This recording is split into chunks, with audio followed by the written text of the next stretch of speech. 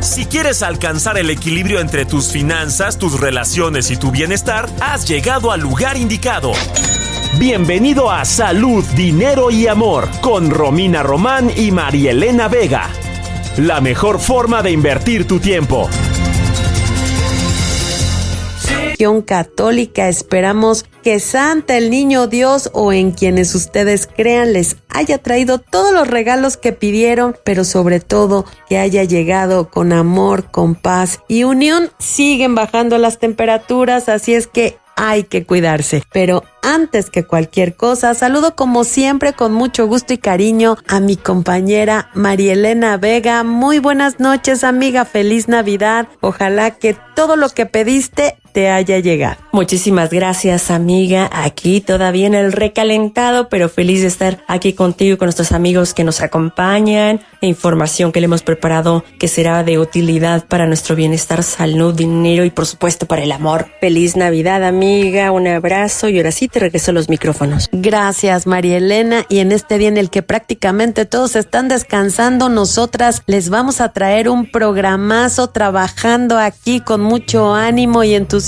Así es que platícanos quién nos va a acompañar hoy. Gracias, amiga. En unos momentos estaremos platicando sobre las perspectivas de la economía en el 2026, qué nos depara este cierre de año, cuál es el balance de esto. Platicamos con Iván Arias, director de estudios económicos de Banamex. Y en esta fecha que llega tanto paisano proveniente sobre todo de Estados Unidos, ¿cómo se está moviendo el tema de la migración? Hay una disminución importante, sobre todo en la frontera norte. ¿Quiénes están arribando al país? De esto le vamos a preguntar a Tonatiu Guillén. Él es investigador catedrático de la UNAM y fue comisionado del Instituto Nacional de Migración. El manejo de nuestras finanzas es esencial, más en temporadas tan altas como es diciembre, enero, los créditos frente a ofertas, verdaderamente cómo hacer de todo esto un aliado de nuestras finanzas. Lo vamos a abordar con Adolfo Ruiz, él es director de Asuntos Públicos de B por Más. Y si en esta temporada de Navidad subimos unos kilos de... La entrevista en Salud, Dinero y Amor.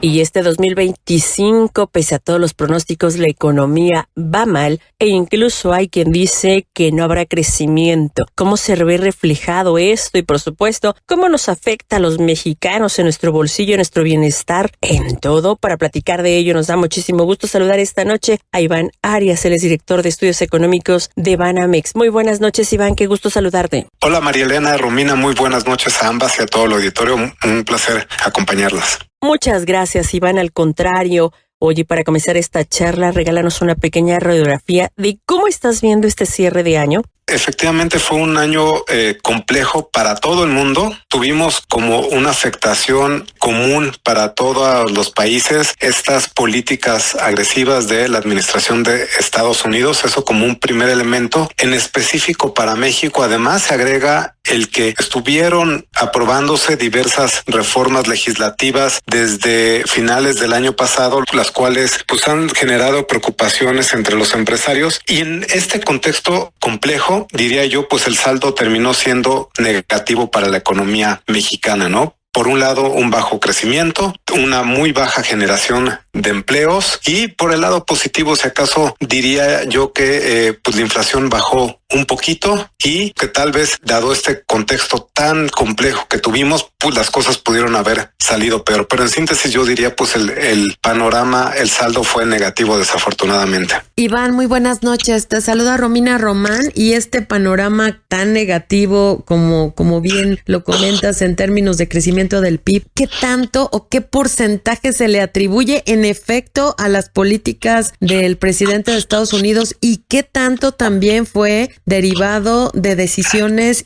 internas? Por ejemplo, esta dispersión desmedida de los programas sociales, este aumento en el déficit fiscal. ¿Qué componente tiene lo de nosotros, lo de adentro? Sí, por supuesto, muy buena pregunta, Romina. Mira, para este año estamos estimando que vamos a cerrar con un crecimiento de la economía de solo 0.2%. Banjico publicó que lo estima en 0.3%. ¿Cómo se compara eso? Hasta antes de las elecciones de México, para capturar ese efecto de decisiones internas, nosotros estimábamos un crecimiento de 1.4-1.5%. Entonces, más de un punto porcentual respecto a esa base. Yo diría que de esa disminución en la perspectiva de 1.2, 1.3 puntos porcentuales, prácticamente la mitad la atribuiría yo a esta incertidumbre generada por las políticas de Estados Unidos y en particular esta incertidumbre sobre cómo va a terminar siendo la relación bilateral México-Estados Unidos en términos comerciales, y otra mitad a esta agenda de política fiscal que redujo mucho el gasto este año. Eso tuvo un componente, y el otro componente es toda esta agenda de reformas legislativas que generaron mucha preocupación entre los empresarios porque cambian las reglas del juego, deterioran el panorama político, y entonces pues ellos ante esa incertidumbre pues han por lo menos pausado algunos proyectos de inversión, algunos los habrán disminuido en su escala. Entonces diría yo que respecto a lo que se estimaba antes de las elecciones, pues la mitad de esa reducción en el crecimiento económico se atribuye a lo externo y la mitad a lo interno. El mundo va a crecer este año 3%, Estados Unidos 1.9%, América Latina casi 2%. Entonces, con ese comparativo respecto al resto del mundo, claramente pues el 0.2 es un crecimiento súper bajito. Y si lo comparamos con nuestra historia, por ejemplo, el crecimiento promedio que tuvimos entre 2000 y 2024, que fue de 1.8%, pues también este 0.2% pues es casi insignificante, ¿no? Iván, y todo esto que nos planteas, ¿cómo nos va a afectar aún más a las personas de a pie, en nuestro bolsillo, en nuestro día a día? Pues mira, sí se ha reflejado, claro que nos afecta en el día a día. El empleo registrado en el IMSS, que son los empleos, digamos, de mayor calidad, porque generan derechos, generan beneficios como acceso a salud, acceso a vivienda, a una pensión. Ese indicador va a crecer este año solo 0.4% respecto al año pasado. Una generación de solo 89,000 personas. Si decimos que el mercado laboral en México lo componemos 60 millones de personas entre los que estamos trabajando y los desempleados, pues una generación de 89,000 plazas de calidad pues es también súper baja, ¿no? Eso nos afecta. Y por otro lado, los salarios están aumentando, pero a un ritmo menor que al menos los 2 o 3 años anteriores. Entonces nos quedamos con un menor crecimiento de los salarios para los que estamos trabajando y una muy baja generación de empleos para todo el país, ¿no? Iván, ¿y cómo nos va a ir en el 2026? Porque en efecto no se le puede echar la culpa al 100% al presidente Donald Trump, aun cuando viene la revisión del TEME que puede imprimir una buena dosis de incertidumbre. También está la percepción de inseguridad, cómo van a funcionar las reformas y por supuesto este tema del déficit que sigue preocupando. Entonces, ¿cómo nos va a ir? Mira, estimamos que el próximo año creceríamos a un ritmo de 1.5%.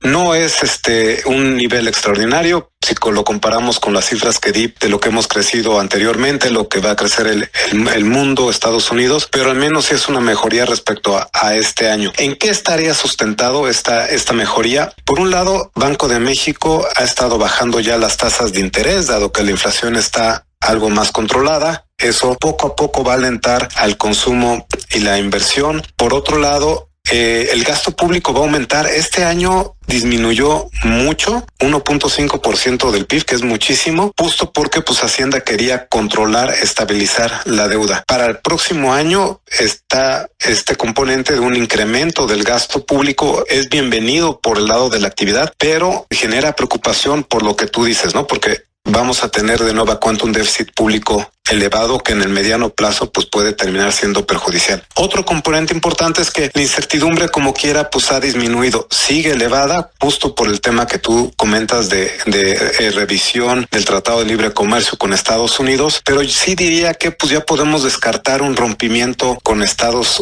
Unidos. Las reglas del juego aquí pues no son tal vez tan favorables como las que teníamos antes después de estas reformas constitucionales, pero bueno, al menos los empresarios ya conocen cómo van a quedar y entonces podrán retomar algunos proyectos de inversión y en ese sentido también veríamos alguna ligera recuperación de la inversión privada. Y por último, las exportaciones van a seguir siendo un buen motor, ¿no? A medida que la economía de Estados Unidos mantenga un buen ritmo de crecimiento, nuestras exportaciones seguirían creciendo el próximo año. Eso es lo que sustenta nuestra perspectiva de una mejoría, si bien efectivamente insuficiente para lo que podríamos aspirar como país. Iván, y estamos presenciando inconformidad del campo, de industriales, de empresa, un acoso fiscal impresionante. Toda esta situación no está afectando, no va a haber un reflejo en la economía, en la situación pues de México como país, porque además prácticamente el tema del nearshoring parece ser que desapareció. Sin duda, pues estas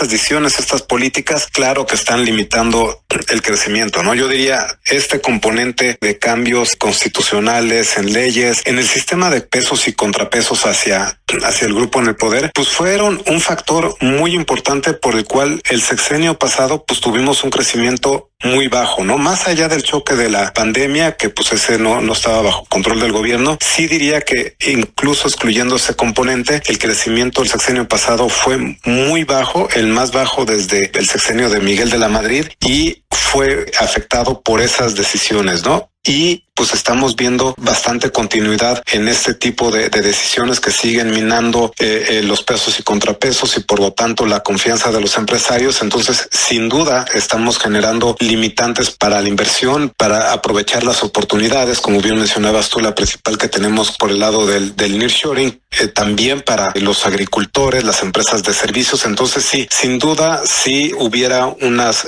mejores políticas que mejoraran la confianza, la certidumbre para las empresas, pues estaríamos hablando de un panorama para la economía y para los hogares mucho mejor. Pues si así nos lo permites, vamos a estar muy cerquita de ti para que nos vayas actualizando todas estas cifras, estas expectativas que son de la mayor relevancia para todos los mexicanos. Muchísimas gracias, Iván Arias, él es director de estudios económicos de Banamex. Muchísimas gracias a ustedes por esta oportunidad de platicar con ustedes y con su auditorio. Muy buenas noches. Gracias, muy buenas noches y quédense con nosotras aquí en el Heraldo Radio, que vamos con más información. Ellas son mujeres de radio. Salud, dinero y amor por el Heraldo Radio. Y seguimos aquí en el Heraldo Radio y un tema de la mayor relevancia es la migración. ¿Cómo va en este momento? ¿Qué tanto han dado resultados estas acciones instrumentadas por el presidente de Estados Unidos, Donald Trump? Para platicarnos de esto, ya nos acompaña en la línea el doctor Tonatiuh Guillén. Él es profesor del Programa Universitario de Estudios del Desarrollo de la UNAM, pero también fue comisionado del Instituto Nacional de Migración. Muy buenas noches, Tonatiuh, qué gusto saludarte. ¿Qué tal, Romina? Buenas noches y gracias a ustedes por su generosa invitación.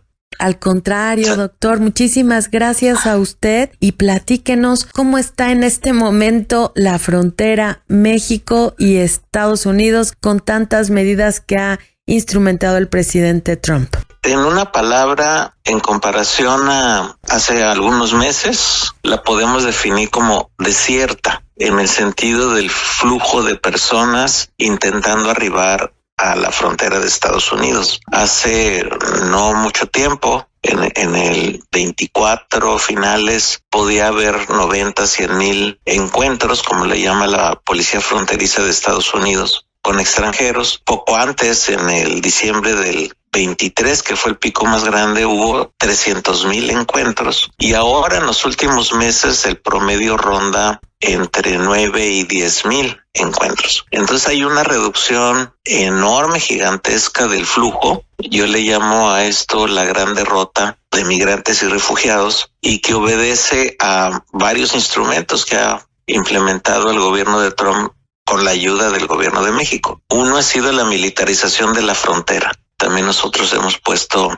a soldados y a la Guardia Nacional. Hay una cancelación de los procesos de asilo en todo Estados Unidos. Ese es un cierre jurídico muy, muy poderoso. Y además hay todo un conjunto de amenazas que están sobre las personas que viven en Estados Unidos en condición irregular. ¿Y qué es esto de las deportaciones masivas que ha anunciado, pretendido y evidentemente peleado muy fuerte el gobierno de Trump contra la población en condición irregular? Y eso ha generado, además de otras cosas que pasan en México, como es el retorno de las personas que llegan al norte, son enviadas hasta la frontera sur, ha generado un desaliento y sobre todo una parálisis de la movilidad, e incluso una movilidad que no teníamos, que es la de norte a sur, voluntaria, no solamente deportaciones, sino voluntaria. Y ese es el cuadro desde la perspectiva de flujos, que es pues un giro muy dramático ante unas políticas migratorias muy radicales como nunca y personas que ya no tienen opciones. Doctor, ¿esto cómo nos afecta a los mexicanos en nuestra economía en el día a día? Muy buenas noches, le saluda María Elena Vega. María Elena, qué gusto y gracias por la pregunta. Hay un efecto no tan magno, llamémoslo así, de efectos enormes que sobre todo se están retratando en monto de las remesas. Tenemos remesas que habían estado creciendo continuamente, ahora están estancadas o en ligero descenso. Y esto impacta pues a comunidades enteras que muchas de ellas viven casi de manera principal sobre la base de las transferencias, las economías locales. Reitero que no es una medida todavía de impactos pues muy fuertes, pero sí en la vida cotidiana de las personas o de muchas familias seguramente es algo bastante sensible y ese creo que es el indicador más claro en términos económicos. Y hay por ahí otro asunto que hay que cuidar, que es el efecto macroeconómico. O sea, México afortunadamente tiene un balance comercial pues muy positivo con Estados Unidos todavía, y eso pues genera un saldo favorable que es además compensado con remesas. Pero si las remesas tuvieran un descenso muy significativo, sí sería algo grave para el país, lo que afortunadamente todavía no está en el mapa. Y el del otro es más humanamente crudo porque es la oportunidad que la migración y la búsqueda de protección en Estados Unidos era una oportunidad que buscaban sobre todo personas desplazadas por la violencia e inseguridad en Estados Unidos. Entonces aquí la pregunta que tenemos es ¿qué está haciendo esa población que ya no puede desplazarse hasta el norte? Seguramente está buscando otras opciones en el territorio mexicano, como son las grandes ciudades, y desde la perspectiva del empleo puede tener ya algunos pasos negativos al concentrarse esa presión en algunos puntos, como puede ser Ciudad de México, Guadalajara, por ejemplo. Hay otras regiones que les iría muy bien si tuvieran más población, como es la región Monterrey-Saltillo, que tiene una demanda muy grande de fuerza de trabajo, pero además, o las ciudades fronterizas del norte. Pero además, doctor, discúlpeme que lo interrumpa, pero me parece de la mayor relevancia todas las personas que han sido repatriadas, que en este momento no tengo el dato, y las que vienen llegando de la frontera sur, porque estamos hablando ahorita en este momento de la frontera norte. Sin embargo, yo cada vez veo en ciertas colonias más estadounidenses, hay haitianos, están viniendo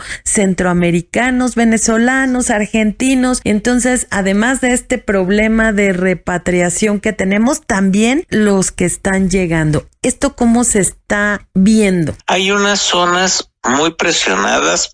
Esta es una inmigración temporal seguramente de élite.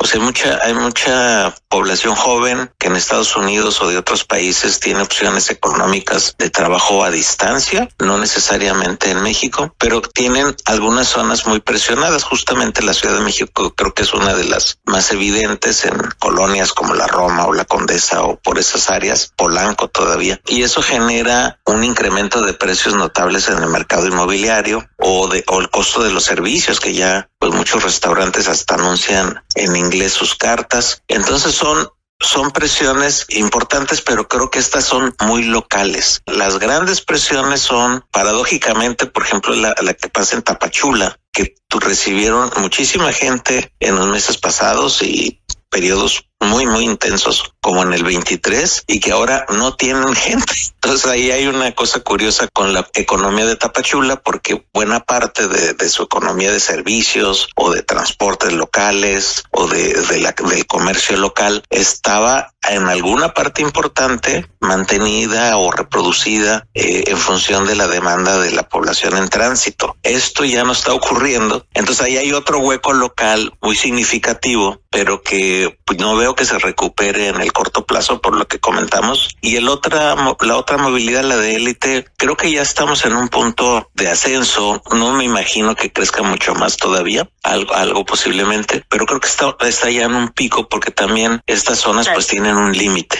Doctor, ¿qué esperaríamos en cuanto a política de migración se refiere? Porque parece ser que este tipo de acciones que recientemente vimos, pues gente golpeada o incluso en accidentes, quemados, en fin, es cada vez más recurrente.